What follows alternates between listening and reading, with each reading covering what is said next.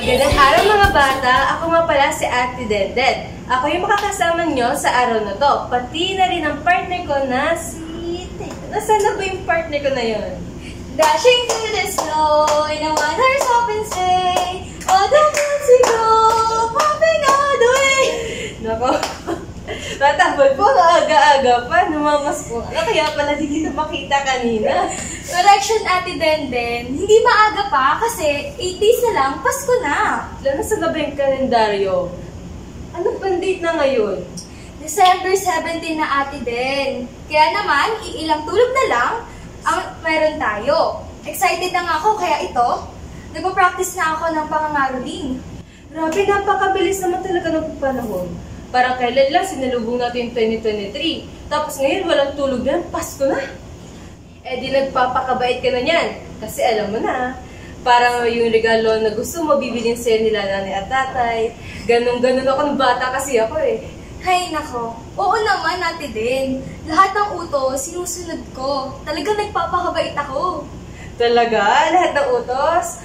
Kahit isa ba ay wala kang nasaway o nasusunod? Paminsan-minsan po ay may hindi ako nasusunod, pero bumawi naman ako kaagad. Is anything too hard for the Lord? Is anything too hard for the Lord?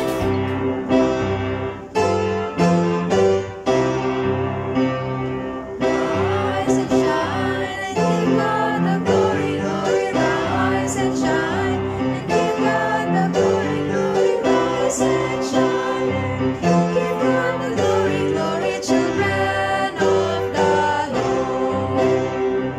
Rise and shine and give God the glory, glory. Rise and shine and give God the glory, glory. Rise and shine and give God the glory, glory. Children of the Lord.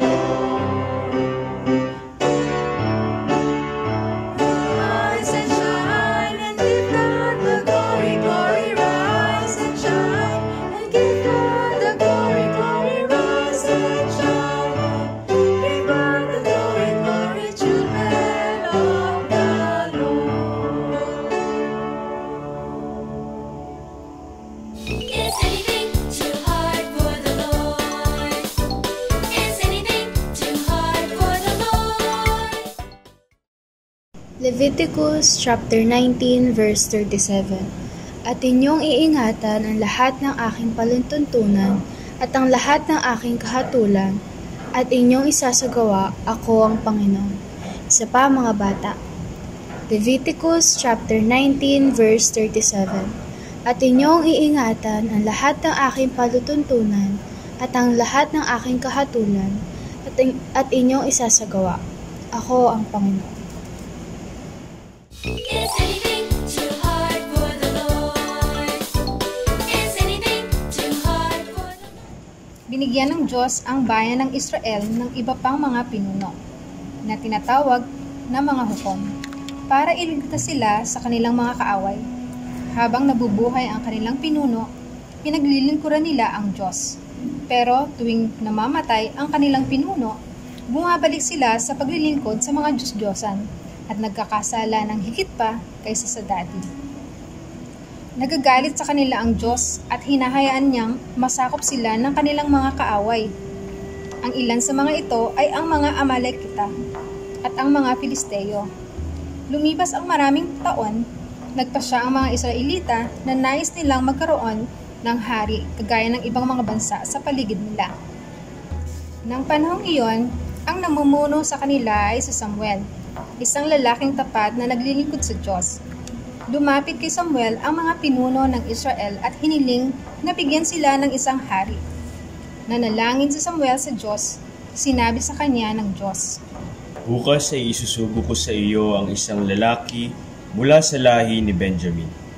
Pahiran mo siya ng langis at italagang hari ng aking bayang Israel. Ililigtas niya sila sa mga Filisteo. Kinabukasan, habang si Samuel ay patungo sa dako ng pagsamba, may nakita siyang isang napakatangkad na lalaki na papalapit sa kanya. Ang pangalan ng lalaking ito ay Saul. Kabilang siya sa isang mayaman at kilalang pamilya mula sa lahi ni Benjamin. Siya ang pinakamatangkad at pinakamaskisig na lalaki sa Israel. Sinabi ng Diyos kay Samuel, Ito ang lalaking sinasabi ko sa iyo. Siya ang maghahari sa aking bayan. binuhusan ni Samuel ng langis ng olibo ang ulo ni Saul. Sinabi niya kay Saul, Itinatalaga ka ni Yahweh bilang hari ng kanyang bayang Israel. Pagtatanggol mo sila sa lahat ng kanilang mga kaaway. Pagkatapos tinawag ni Samuel ang lahat ng mga Israelita at sinabi sa kanila, Narito ang lalaking hinirang ni Yahweh. Mabuhay ang hari. Ipinaliwanag ni Samuel sa bayan ang mga karapatan at katungkulan ng isang hari. At isinulat niya ang mga ito sa isang aklat. Inilagay niya ang aklat sa isang banal na lugar. Pagkatapos, nagsiuwi na ang lahat. Kaya't meron ng hari ang mga Israelita. Nang lusubin sila ng kanilang mga kaaway at paligiran ang kanilang mga bayan, pinangunahan ni Haring Saul ang hukbo Israelita sa laban. Tinulungan sila ng Diyos na talunin ang kanilang mga kaaway. Isang araw, binigyan ni Samuel si Haring Saul ng mensahe mula sa Diyos. Paparusahan ng Diyos ang mga Amalekita. Nilusob ng mga ito ang mga Israelita nang kalalabas pa lamang nila sa Ehipto. Pagod ang mga Israelita noon at hindi handang lumaban, kaya't marami sa kanila ang napatay. Inutusan ng Diyos si Haring Saul na lipulin ang lahat ng mga Amalekita at ang kanilang mga pag-aari. Tinipon nga ng hari ang kanyang hukbo at nilusob ang kanilang kaaway. Natalo ni Haring Saul ang mga Amalekita, pero sa halip na lipulin silang lahat, kagaya ng inutos ng Diyos, binihag niya ng buhay ang kanilang hari. Hindi rin niya pinatay ang pinakamaiinam na tupa at baka. Nang malaman ito ni Samuel, nagalit siya at nagdamdam. Pinuntahan niya si Haring Saul at sinabi sa kanya, Inutusan ka ni Yahweh na lipulin ang masasamang Amalekita. Bakit hindi mo siya sinunod? Bakit mo sinamsam ang mga ito? Sinunod ko naman si Yahweh. Pinatay ko ang lahat ng mga Amalekita at binihag si Haring Agag. Pero hindi pinatay ng aking mga tahuan ang pinakamaiinam na tupa at baka. Hinalay namin ang mga ito bilang handog kay Yahweh. Mas mabuti ang sumunod sa Diyos kaysa sa magandog ng pinakamainam na tupa. Ang pagsuway sa Kanya ay kasinsama ng pagkukulang, at ang katigasan ng ulo ay kasinsama ng pagsamba sa mga Diyos-Diyosan. Dahil sinuway mo ang utos ni Yahweh, itinakwil ka niya bilang hari.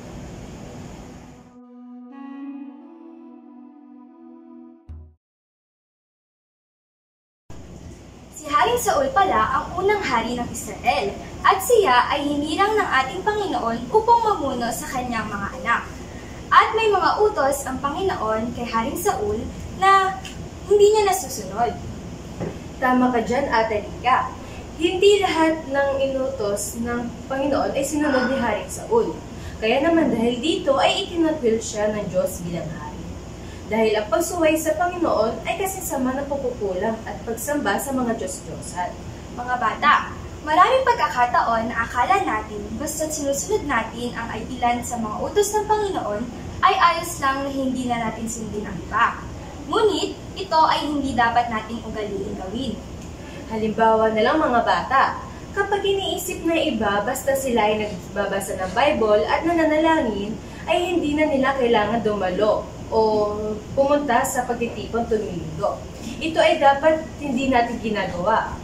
Bagkus, dapat ginagawa natin ang ating makakaya upang sundin ang utos sa mga Panginoon. Hindi pwedeng sundin lang natin ang mga gusto nating gawin at kalimutan ang mga utos na hindi kasiya-siya para sa atin. Kaya mga bata, gawin natin ang ating lubos na makakaya upang sumunod lagi sa utos ng Panginoon. Maaasahan ba namin yon, mga bata? Nagagalak kaming malaman yon. Kung ganon, tayo nga ngayon ay manalangin. Yan mga bata, samahan niyo kami sa isang panalangin para sa ating pagtatapos. Iupo natin ang ating mga ulo at ipikit natin ang ating mga mata. Ama namin damila sa lahat, umaamin po kami Panginoon na meron po talaga kaming mga utos na hindi po namin nasusunod at mga binabaliwala lang po. Kami po ay humihingi po ng paumanhin, patawad, dahil po sa mga nagawa po namin pagkukulang na ito. Dinadalangin po namin sa inyo, Panginoon, na simula po ngayon, tulungan niyo po kami na bigyan ng lakas sa loob upang gawin po ang mga tama na inyong mga utos po, Panginoon. Yun lamang po, Panginoon. In Jesus' name we pray. Amen. O paano mga bata? Magpapaalam na kami. Magkita-kita tayong muli sa susunod na episode ng Sunday School. Paalam! Is anything